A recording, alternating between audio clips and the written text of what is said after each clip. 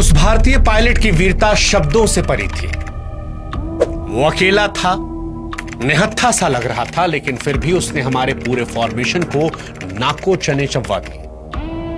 वो अंत तक लड़ा, बिना डरे, बिना रुके, और इसीलिए मैं उस शूरवीर को सलाम करता हूं। ये शब्द उस पाकिस्तानी पायलट सलीम बेग मिर्जा के हैं जिसने साल 1971 के युद्ध में भारतीय पायलट के विमान को गिराया था। युद्ध के इतिहास में ऐसा बहुत कम होता है जब जीतने वाला हारने वाले के सामने नतमस्तक हो जाए। लेकिन 14 दिसंबर साल 1971 की उस सुबह श्रीनगर के आसमान में कुछ ऐसा हुआ था जिसने नफरत की दीवारों को गिराकर सिर्फ वीरता को सम्मान देने पर मजबूर कर दिया। आप सोचिए क्या मंजर रहा होगा जब आसमान में मौत बनकर आए 6 अत्याधुनिक पाकिस्तानी जहाज एक अकेले भारतीय शेर का शिकार नहीं कर पा रहे थे, बल्कि खुद शिकार बनने के डर से कांप रहे थे। यह कहानी भारतीय वायुसेना के पहले और अब तक के एकमात्र परमवीर चक्र विजेता फ्लाइंग ऑफिसर निर्मल जीत सिंह सेखो साहब की है। भारतीय वायुसेना के 90 साल के इतिहास में हजारों पायलट हुए, कई युद्ध हुए, लेकिन निर्मल जीत सिंह सेखो जैसा कोई दूसरा नहीं हुआ। वो अकेले हैं उस लिस्ट में, और यही बात उन्हें 1 in a billion बनाती है। एक ऐसा नाम जो सिर्फ एक पायलट नहीं बल्कि हवा में तैरती हुई नंगी तलवार का नाम था। ये कहानी इसलिए क्योंकि बॉर्डर 2 में दिलजीत दोसांझ इन्हीं का किरदार निभा रहे। फिल्म में क्या दिखाया जाएगा हम नहीं जानते, लेकिन आज उनकी पूरी सच्ची और असली कहानी हम आपको सुनाएंगे।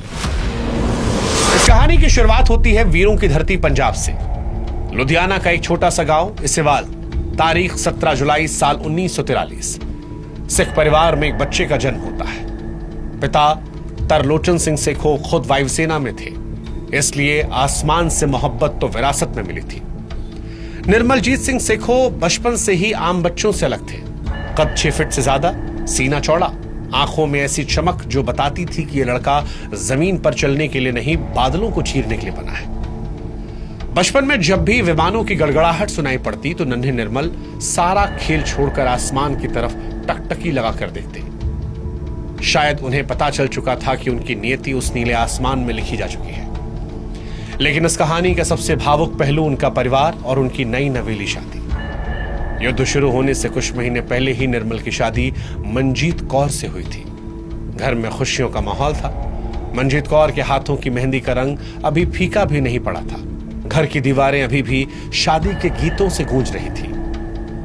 एक फौजी की जिंदगी में खुशियां अक्सर छोटी होती हैं क्योंकि फर्ज का बुलावा कभी भी आ सकता है, और वही हुआ। जब युद्ध का बुलावा आया तो एक नई नवेली दुल्हन की आंखों में आंसू थे और दिल में एक डर। जाते वक्त आंगन में खड़े होकर निर्मल ने अपनी पत्नी की आंखों में देखा और एक वादा किया, मैं वापस आऊंगा, तुम फिक्र मत करना। एक पायलट का असली घर आसमान होता है, लेकिन उसका दिल हमेशा अपने घर में होता है। किसको पता था कि वो 26 साल का नौजवान वादा तो निभाएगा, लेकिन एक अलग अंदाज में। वो लौटा, लेकिन पैरों पर चलकर नहीं, तिरंगे में लिपटकर। उस दिन उन्होंने अपने प्रेम से ऊपर अपने फर्ज को चुना।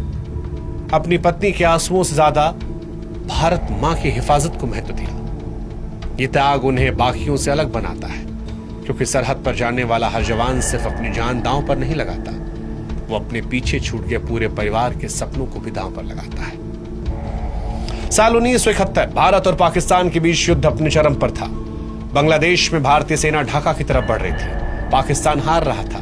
हार की बौखलाहट और शर्मिंदगी को छिपाने के लिए पाकिस्तान ने पश्चिमी मोर्चे पर, खासतौर पर कश्मीर पर अपनी पूरी ताकत झोंक दी थी।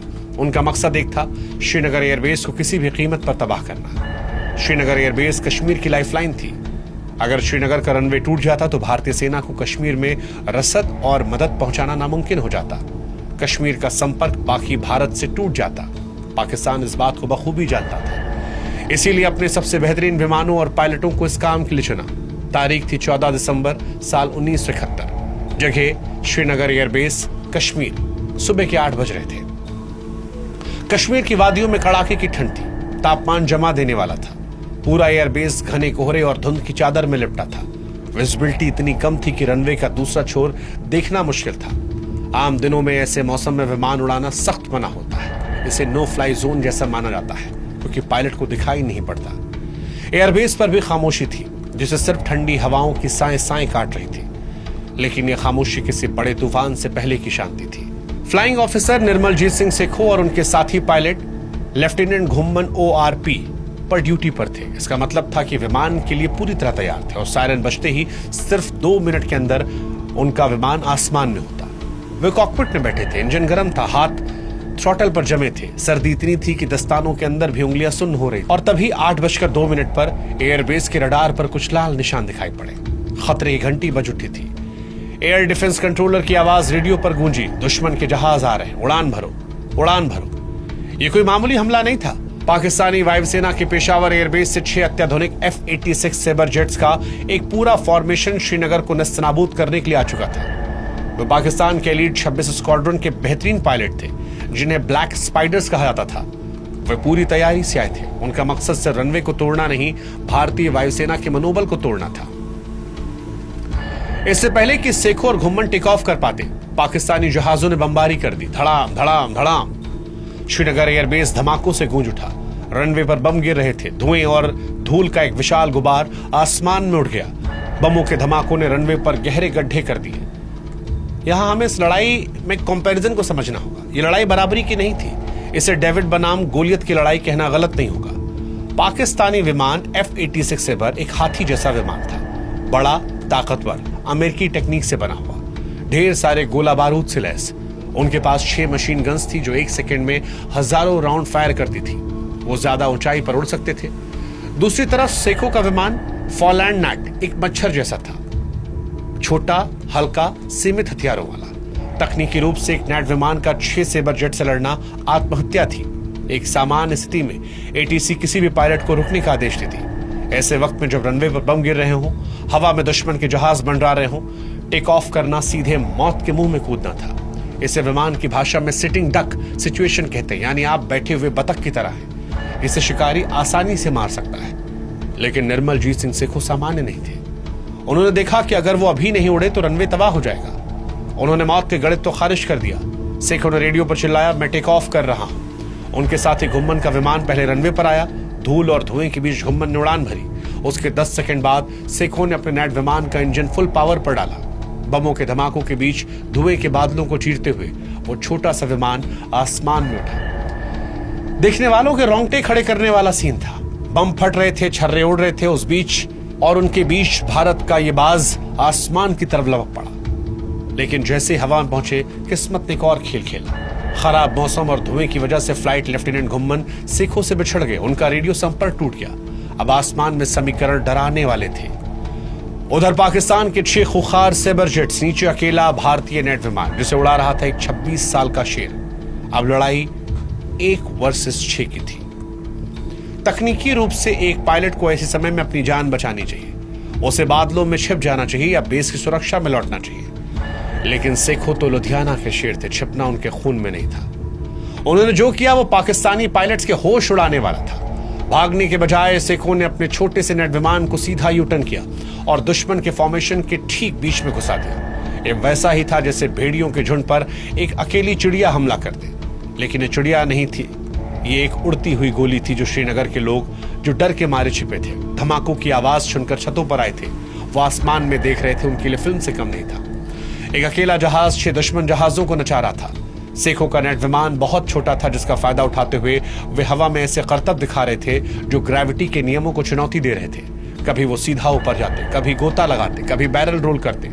नेट विमान को सेबर स्लियर कहा जाता था और उस दिन सेखो ने साबित कर दिया था कि क्यों। पाकिस्तानी पायलट सलीम बेग मिर्जा जो इस फॉर्मेशन को लीड कर रहे थे वो हैरान हो गए। उन्हें लगा कि ये एक आसान मिशन होगा, बम गिराओ वापस आओ, लेकिन अब उन्हें अपनी जान बचानी भारी पड़ रही थी। सेखो ने अपनी नजर एक पाकिस्तानी सेबर जेट पर जमा ली, अपने विमान को उसके ठीक पीछे लगाया। पाकिस्तानी पायलट ने बचने की बहुत कोशिश की, दाएं बाएं मुड़ा, लेकिन सेखो ने पीछा नहीं छोड़ा। जैसे ही सेखो को लॉक मिला, अपनी 30 mm कैनन का ट्रिगर दबा दिया। आसमान में एक आग का गोला दिखा। एक पाकिस्तानी सेबर जेट धुआं छोड़ता हुआ नीचे पहाड़ियों की तरफ गिरा। स्कोर भारत 1 पाकिस्तान 0। लेकिन जश्न मनाने का वक्त नहीं था, अभी 5 और दुश्मन बाकी थे। अपने साथी को गिरता देख पाकिस्तानी पायलट्स बौखला गए। रेडियो पर चिल्लाया, उसे पकड़ो और मारो, गेट हिम। उन्होंने सेखो को चारों तरफ से घेर लिया। ये डेथ ट्रैप था।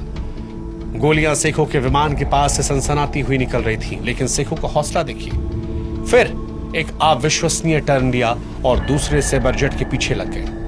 पाकिस्तानी पायलटों को विश्वास नहीं हो रहा था कि अकेला आदमी ना तो भाग रहा है ना मर रहा है। सेखों ने दूसरे विमान पर सटीक निशाना लगाया। उस विमान से भी काला धुआं निकलने लगा।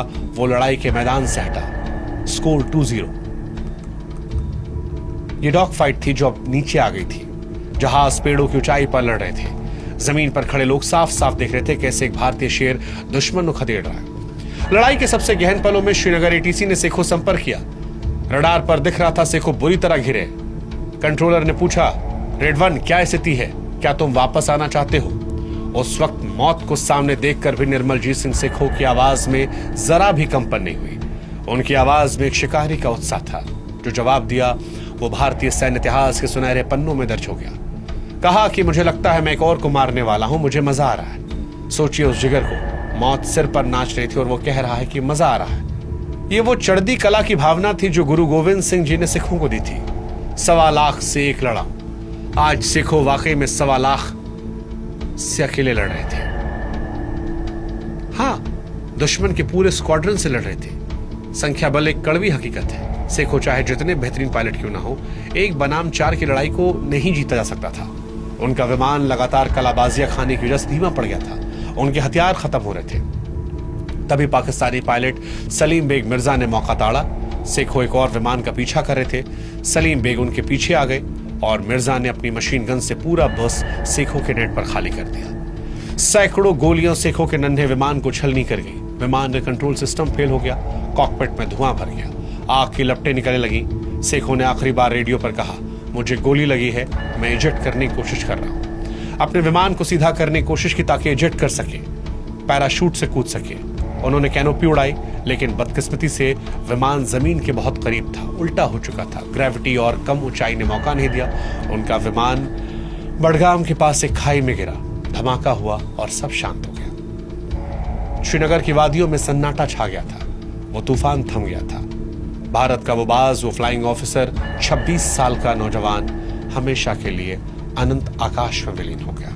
अब शायद आप सोच रहे हो कि सेखों साहब तो शहीद हो गए, तो शायद पाकिस्तान की जीत हुई होगी। नहीं, बिल्कुल भी नहीं। सेखों का बलिदान व्यर्थ नहीं गया। उनकी इस बहादुरी की वजह से पाकिस्तानी विमानों को अपना मिशन अधूरा छोड़ना पड़ा। वे अपने बम रनवे पर सटीक जगह पर नहीं गिरा पाए क्योंकि सेखों ने इंगेज कर रखा था, उल्टाए रखा था। रनवे सुरक्षित बचा, श्रीनगर बच गया। डरे हुए पाकिस्तानी विमान अपने साथियों को खोने के बाद उल्टे पांव पाकिस्तान भागे। एक अकेला शेर 6 भेड़ियों पर भारी पड़ा। 1972 में परमवीर चक्र विजेताओं की सूची आई तो उसमें एक नाम भारतीय वायुसेना का भी था, निर्मलजीत सिंह सेखों। यहां यह जानना जरूरी है कि परमवीर चक्र अक्सर थल सेना को मिलता है क्योंकि वो जमीन पर कब्जा करते। हवा में कोई जमीन नहीं होती, हवा में सिर्फ मौत होती। और आप, भारतीय वायुसेना के 90 साल के इतिहास में हजारों पायलट हुए, कई युद्ध हुए, लेकिन निर्मलजीत सिंह सेखों जैसा कोई दूसरा नहीं हुआ। वो अकेले हैं उस लिस्ट में और यही बात उन्हें 1 in a billion बनाती है। आज लुधियाना में उनकी एक प्रतिमा है जिसमें वो आसमान की तरफ देख रहे हैं। उनका नेट विमान कई म्यूजियम की शान है, लेकिन उनकी असली विरासत वो शब्द हैं जो दुश्मन ने कहे। पाकिस्तानी पायलट सलीम बेग मिर्जा ने बाद में एक आर्टिकल लिखा जिसका टाइटल था द लास्ट बैटल ऑफ सब्रिस्लिया। उसमें लिखा कि सेखों के उड़ान कौशल ने उन्हें पसीने ला दिए थे।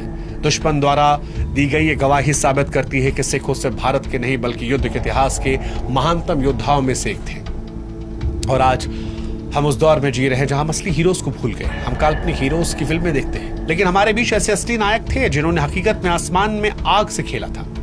लेकिन सिनेमा एक माध्यम है जो इतिहास को जिंदा करता है। अब जो खबर है कि बॉर्डर 2 में दिलजीत जो पंजाब की मिट्टी से आते हैं, पंजाब के सबसे बड़े नायक निर्मलजीत सिंह सेखों के किरदार को निभा रहे हैं, पंजाब की शान को फिर से जिंदा कर रहे हैं, तो फिर यह कहानी बताना जरूरी था।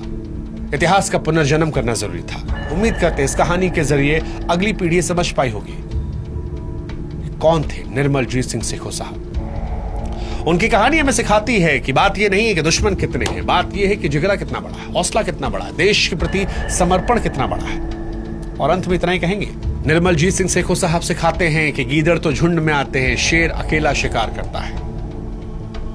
14 दिसंबर साल 1971 को श्रीनगर के आसमान में सिर्फ एक शेर था, वो शेर निर्मलजीत सिंह सेखों। जय हिंद, जय भारत और जय भारतीय वायुसेना। जय निर्मलजीत सिंह सेखो साहब।